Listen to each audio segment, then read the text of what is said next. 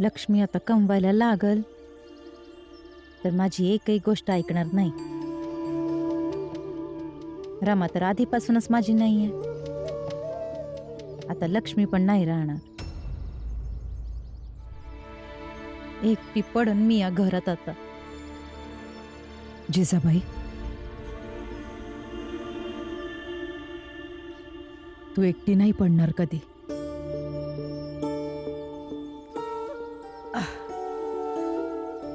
जोपर्यंत मी हाय तुला एकटी नाही पडू देणार.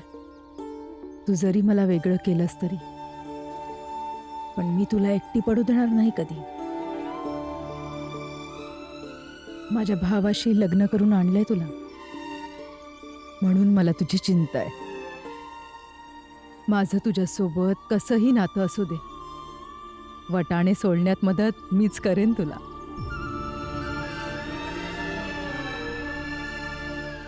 सोल,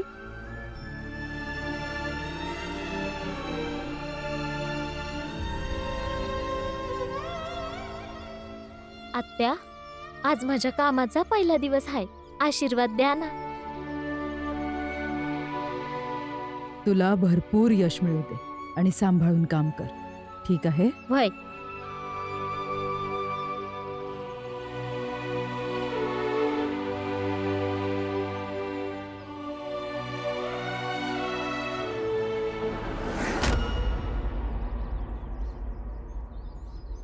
काहीच गरज नाहीये.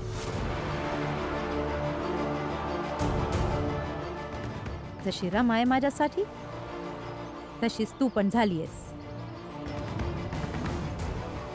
अभिनंदन, काम मिळालंय ना. पण ते मिळण्याच्या सोबत सोबत सासूला गमावून बसली असती. आजपासून तुझं आणि माझं सासू सुनेचं नातं संपलं. जिजाबाई, कधीतरी कोणाशी प्रेमाने वाग आणि बोल. ताई, तुम्हाला आशीर्वाद द्यायचा होता, तुम्ही दिला. मला नाही द्यायचा, मी नाही देणार. साधी गोष्ट आहे. ताई चला, अशा छोट्या छोट्या गोष्टींवरनं राग धरून नाती काही संपत नाहीत. आणि तुम्ही आमच्या आई आहात, ती ह्या जन्मात कुणी बी नाही हिरावू शकत, तुम्ही बी नाही.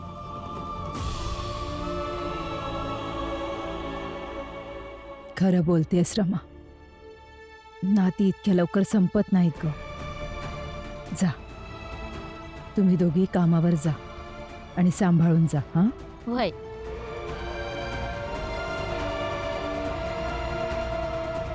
जोशीजी, आज अचानक तुम्ही माझ्या घरी? बरं वाटलं, पण तुम्ही इतके दिवस होतात कुठे? खूप शोधलं तुम्हाला, पण काही समजलं नाही. सगळं सांगतो प्रभाकर, सगळं सांगतो. चहा संपव.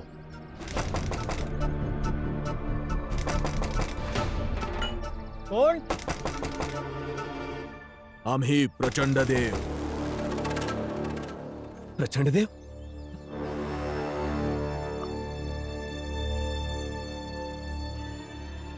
हा म्हातारा ना, हा म्हातारा मागेच लागलाय माझ्या. वैताग करून ठेवलाय नुसता.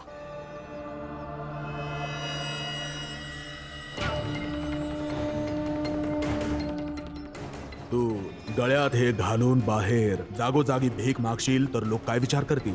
काय म्हणतील की आमचे नरोत्तम जोशीजी धर्म आणि मान्यतांची किती कदर करतात. एका पशुच्या आत्म्याच्या शांतीसाठी सामाजिक दंड भोगताय. प्रभाकर, दरवाजा उघड. आज या प्रचंड देवचा खेळच संपवून टाकतो. ठीक आहे, मी उघडतो.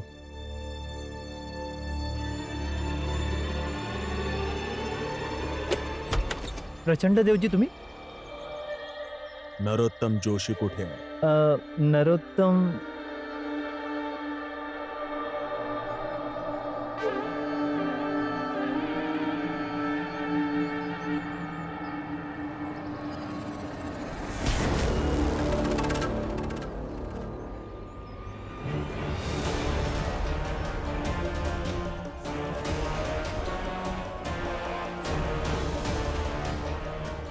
नरोत्तम जोशी तुझा पोरकटपणा जाणार नाही. मूर्ख तो मूर्खच राहशील.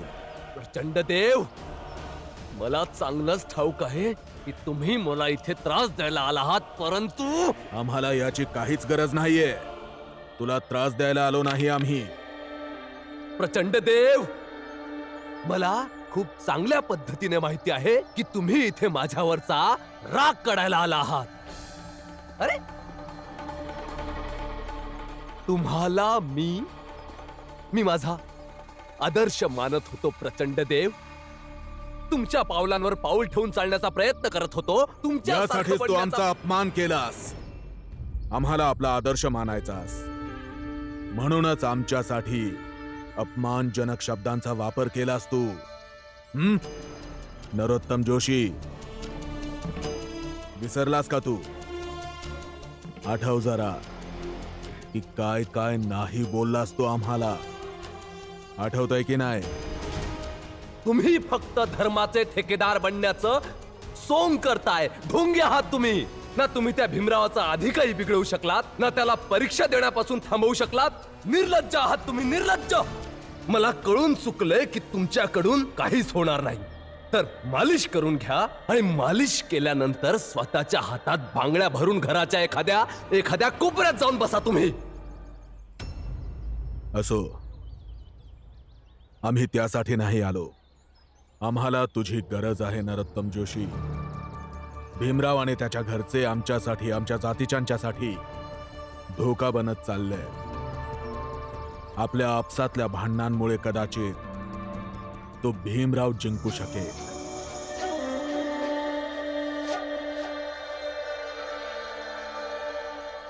म्हणून आपण हे भांडण विसरून त्या भीमरावला अद्दल घडवली पाहिजे. प्रचंड देवजी, त्या खालच्या जातीच्या भीमरावाला तर मी कधीच जिंकू देणार नाही. मग त्यासाठी मला काहीही करावं लागलं तरी. तुम्ही बरोबर बोलला. जुन्या गोष्टी विसरूया. आता तुम्ही इथे आलाच आहात तर काहीतरी विचार करूनच आला असा. सांगा, काय करायचंय? मे आय कम इन सर? हो, ये.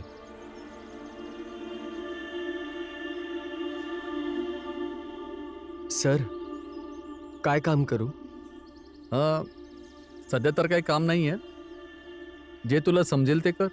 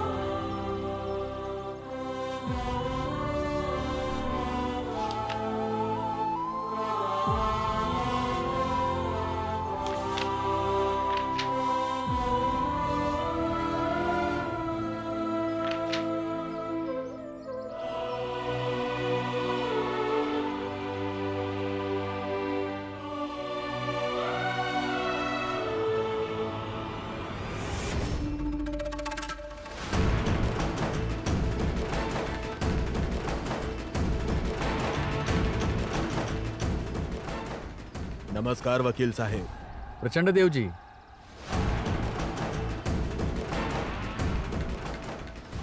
कसे आहात तुम्ही? वकील साहेब, हा नरोत्तम जोशी आहे. खूपच हुशार मुलगा आहे हा. याला पुढे जाऊन तुमच्याच सारखं मोठा वकील व्हायचा आहे. म्हणून तुम्हाला विनंती आहे की याला नोकरीवर ठेवून घ्या. याला पैसे नकोय, तर याला तुमच्यासारखंच चांगला आणि मोठा वकील बनून वकिली करायची आहे. हो सर, मी तुम्हाला वचन देतो की मी तुम्हाला तक्रार करण्याची कोणती संधी देणार नाही.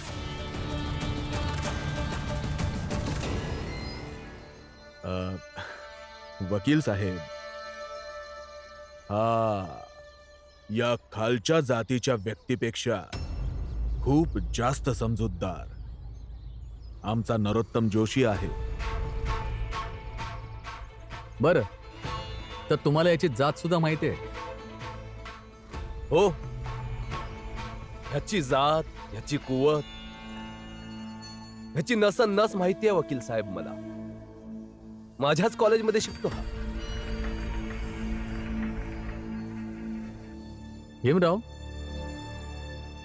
इकडे ये. हो सर. तूच सांग, याला कामावर ठेवणं योग्य आहे का नाही? वकील साहेब, तुम्हीही कमाल करता. या खालच्या जातीच्या व्यक्तीला विचारताय तुम्ही? हा निर्णय तर तुमचाच असेल ना? विचार कसला करतोस भीमराव? सांग, याला कामावर ठेवायला हवंय की नको? भीमपोरा, माझी एक गोष्ट नेहमी ध्यानात ठेव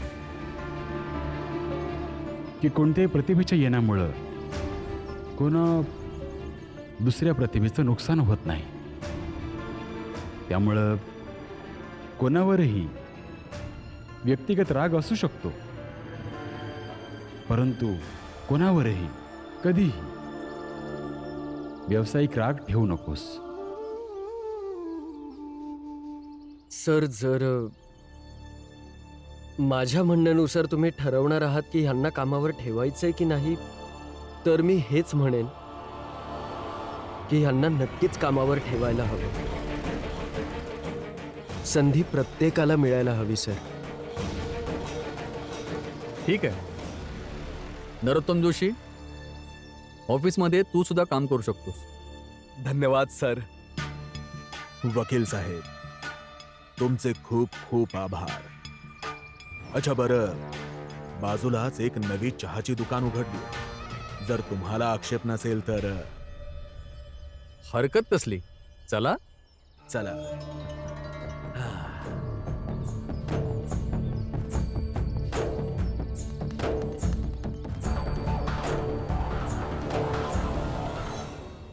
मंदबुद्धी.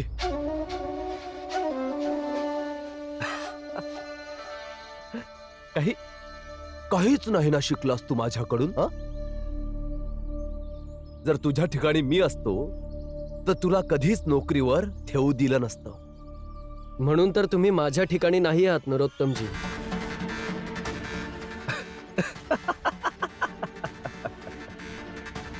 हे पण ठीक आहे. आता मी इथे आलोच आहे, तर तुझी या कामातून, या ऑफिसमधून हकालपट्टी तर करेनच. तर एक काम कर, जाऊन तू कुठलं तरी दुसरं काम शोध. निघ, जा. काहीच करू शकणार नाही तुम्ही. मी इथे काम करत होतो आणि करत राहीन. तुम्ही मला ह्या कामातून पण काढू शकणार नाही आणि नेहमीसारखं घाबरवू पण शकणार नाही.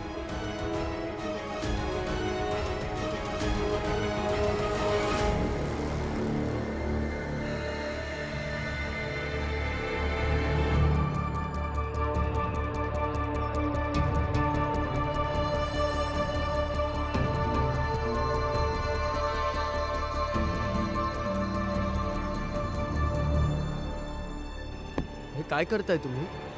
काय काय हवंय तुम्हाला? अरे हे काय करताय नरोत्तमजी तुम्ही? हा, पुस्तकं द्या. मला वाचायची ही पुस्तकं भीमराव. इथे एवढी पुस्तकं आहेत, तुम्हाला तीच वाचायची आहेत जी मी वाचतोय. भीमराव, मला शिकवू नकोस मला कधी काय करायचंय ते. मला हीच पुस्तकं वाचायची आहेत आणि आत्ताच वाचायची आहेत. तुम्ही हे चुकीचं करताय. आतापर्यंत तर एवढं नक्कीच ध्यानात आलंय की तुम्ही इथे फक्त आणि फक्त मला त्रास देण्यासाठी आलात. परंतु असं करण्याने तुम्ही फक्त तुमचा वेळ वाया घालवताय. मला त्रास देऊन काहीही मिळणार नाहीये तुम्हाला. खरंय? तुला अक्कल तर आलीये? तुला हे तर कळलं असेल की मी या ऑफिसमध्ये आलोय फक्त तुला त्रास द्यायला. आणि वेळ माझा नाही भीमराव, वेळ तुझा वाया जातो. पण असं करण्याने तुम्हाला काहीच मिळणार नाही नरोत्तमजी. तुम्हाला काहीच हक्क नाहीये मला त्रास द्यायचा आणि मी हे सहनही करणार नाही. कसा या ऑफिसमध्ये तुझा नंबर आहे 3रा. विचार कसा? पहिला नंबर वकील साहेबांचा, दुसरा नंबर? हा, कोणाचा? माझा. दुसरा नंबर माझा, कारण माझी जात उच्च आहे भीमराव. उरला नंबर तिसरा, तर तो तुझा. आता दुसऱ्या नंबरच्या व्यक्तीचं म्हणणं तिसऱ्या नंबरच्या व्यक्तीला ऐकावंच लागेल ना भीमराव. हा, काय आहे ना, हे वकील साहेबांचं ऑफिस आहे. न्यायाच्या गोष्टी होतात इथे. तुमचा समाज नाहीये की जातीवरून एखाद्याची श्रेष्ठता ठरवायची. इथे श्रेष्ठ तोच आहे जो योग्य आहे, आणि मी योग्य आहे. द्या मला माझी पुस्तकं वाचायची आहेत.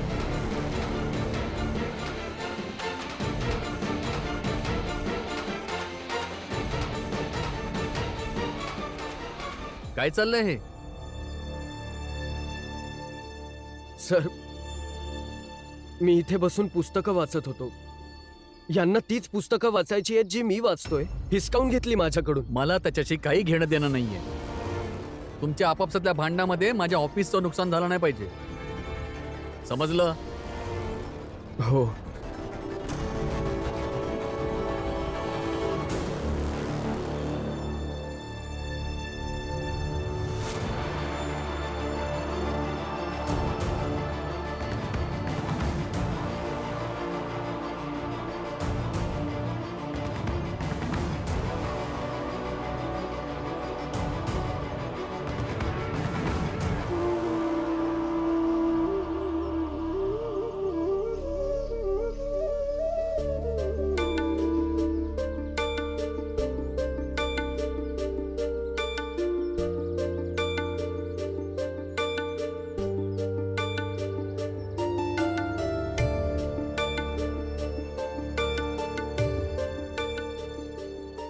ही जागा तर खूप चांगली आहे.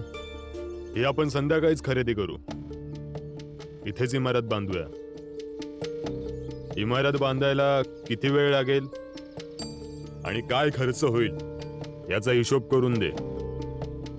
आणि मार्केटमध्ये जाहिरात पसरव की घर बुक करू शकतो. हो, मी आताच हिशोब बघून सांगतो. आणि आजच वर्तमानपत्रात ही बातमी छापून आणतो की सगळ्यांनी त्वरित घर खरेदी करा. 4 घरं तर आम्हीच खरेदी करू.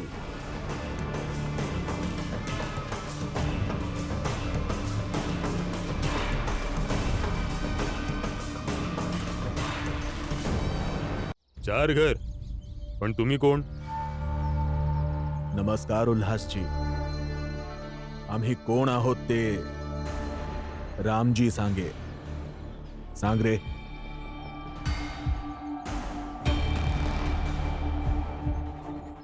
हे ह्यांचं नाव प्रचंड देव आहे. उच्च जातीचे आहेत, मोठी माणसं आहेत.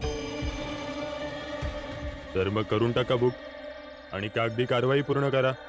नक्कीच करू, पण त्याआधी आम्ही तुम्हाला एक फायद्याचा व्यवहार सांगतो. एकांतात जाऊन बोलूया. चला. या. असं आहे ना उल्हासजी की आम्ही या जमिनीपेक्षा कितीतरी उत्तम जमीन देऊ शकतो इमारत बनवण्यासाठी. तिथे आधीपासूनच चाळ, खोपट्या, झोपड्या सगळं काही आहे. आणि सगळ्यात चांगली गोष्ट ही आहे की ती स्टेशनच्या जवळ आहे. त्यांना तिथून काढून इमारत बनवली तर तुम्हाला अनेक पटींनी जास्त फायदा होईल. कोणती जागा आणि कोण विकतंय?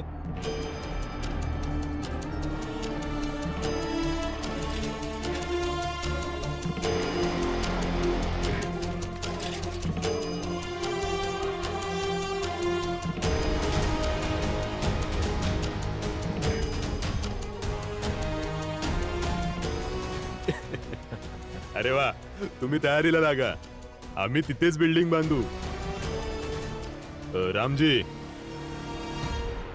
हो शेठजी. तू घरी जा. या जागेवर आता काम नाही होणार. दुसऱ्या जागेबद्दल तुला सांगितलं जाईल, तिकडेच ये. बरं.